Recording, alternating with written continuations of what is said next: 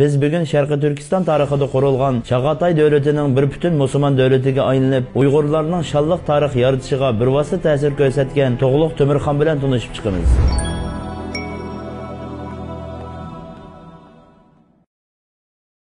1206 yildan 1227 yilgacha qolgan bo'lgan Chingizxon o'lishdan burun 4 o'g'liga besib olgan zaminlarini bo'lib bergan. O'g'illarining ikkinchisi bo'lgan Chagatai xonga butun Sharqiy Turkiston zaminini va Buxoro, Samarqand, Kobulni o'z ichiga olgan Mavara an-Nahr zaminining buyuk bir qismini bo'lib bergan. Shuning bilan Chagatai davlati qurilib 102 yil o'tgandan keyin Chagatai davlatining hukmronlik taxtida To'g'liq Temirxon o'ltirdi. To'g'liq Temirxon Turkiy millatlar madaniyatining ta'sirida ota-bobolardan boshlab tadrijiy uyg'urlashgan. Chingizxon oğlu Chagatai xonning nasabidan İsan Buğa xonning o'g'li bo'lib, Chingiz xonning 7-nevarasi bo'ladi. Chagatai xon 1227-yili Chagatai davlatini qurib 4 yildan keyin Uyg'ur tilini davlat tili qilib bekitdi. Shuning bilan Chagatai davlati uyg'urlashishga, shundaqla Uyg'urlarning e'tiqodi bo'lgan islom diniga moyillik oshirdi. To'g'liq Temirxon dadasi İsan Buğa xonning o'lganidan keyin 1329-yili 18 yoshida Amir Bulajining qo'llashi bilan taxtga o'tirdi va uzun o'tmay poytaxtni Oqsudan Olmaliqqa o'tkazdi. To'g'liq Temirxon taxtga o'tirib 24 yosh vaqtida Mavlana Arshidin dadasining vasiyatiga asosan Olmaliqqa kelib, To'g'liq Temirxonni islomga da'vat qilib musulmon bo'lishiga sabab bo'ldi. Mo'ng'ullar aslida uyg'urlashib bo'lgan bo'lsa-mu, ammo musulmon bo'lmagan edi. To'g'liq Temirxon va boshqa amirlar musulmon bo'lgandan keyin bu davlat vaqtning o'tishi bilan musulmon davlatiga aylandi. G'arbiy Turkistondagi baglar ko'rinishda Chagatai davlatiga itoat qilgan bo'lib olib, o'zaro xalliq talashib ichki urushga kirishib ketdi. To'g'liq Temirxon davlat zaminini bir butun asliga keltirish uchun qat'iy niyat kelib, milodiya 1359-yili cho'ng va muntazam qo'shin bilan G'arbiy Turkistonga hujum qiladi.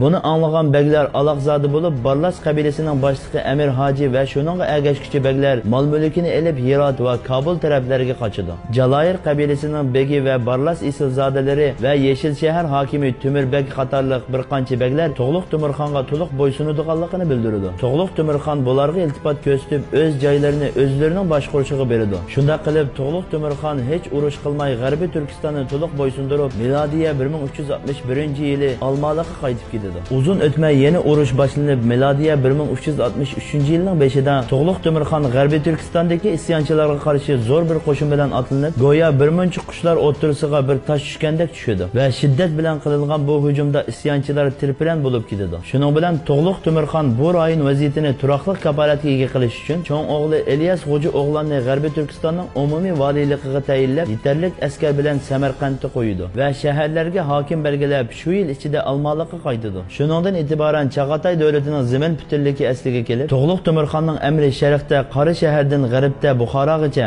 shimolda Balqash ko'lining sharqiy janubidan janubda Hinduqush tog'larigacha yetdi. Chagatai davlatining bir butun musulmon davlatiga aylanib, Uyg'urlarning shalliq tarix yaratishiga bir vosita ta'sir ko'rsatgan marhum g'ozi To'g'liq Temirxon 52 yoshlarida Chagatai davlatining poytaxti Olmaliqda vafot bo'ldi. Sultan bulup han ötken, Uygurum sen cahanda, alem şahit bolganti, sen tarihni yazganda.